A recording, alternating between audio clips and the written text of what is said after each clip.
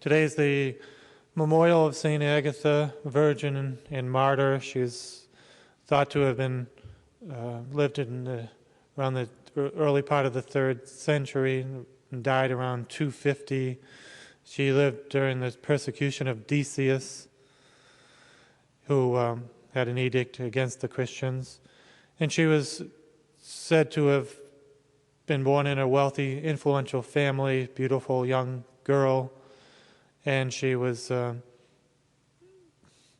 young senator named Quintian wanted her for his wife, and she refused because she had already consecrated herself to Jesus and her virginity to God. And she was taken by him because she refused him. She was taken and thrown into a brothel for about a month under a wicked woman and her 6 daughters. Aphrodisia was her name, at least the story says.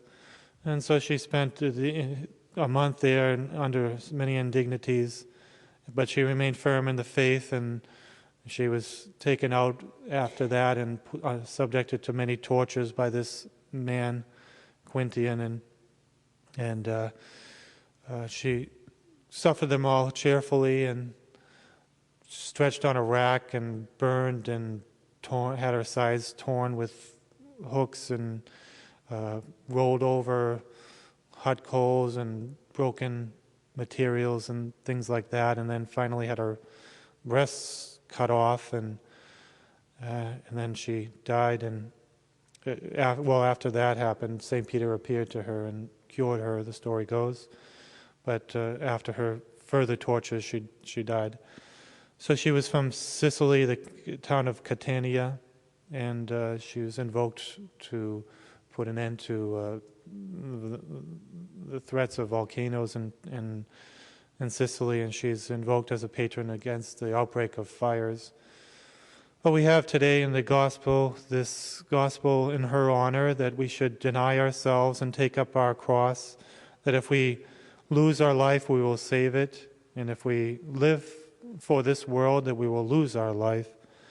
And so we're reminded of the example of the martyrs, that we should continue to deny ourselves. But when we think of denying ourselves, we should think more of the reason why, so that we are available to do God's will, and so that we are available to practice charity and to reach out to our neighbor and to do our duties, and we're not shackled by our desires and our passions and our selfishness and what we want to do in our own self-will. But we deny ourselves so that we can obey the commandments of God and do His will, do our daily duties, do the things we don't feel like doing, we don't want to do, and rather we're always, running after our entertainments and desires and likes and pleasures and all these things that keep us from practicing charity and doing God's will and spending our time well and wisely.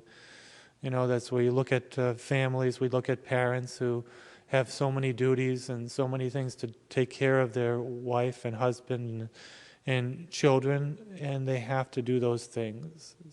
And so they deny themselves in so many ways. In religious life, we deny our will by doing the duties of the community, taking care of others and spreading the faith and obeying the rule and commands of the superiors. We're denying ourselves in these many ways, and as we get older, we tend to get set in our ways and the things we want to do, but as we get older, we have to continue to deny ourselves as well and not get set and attached to our ways and our desires and what our plans are.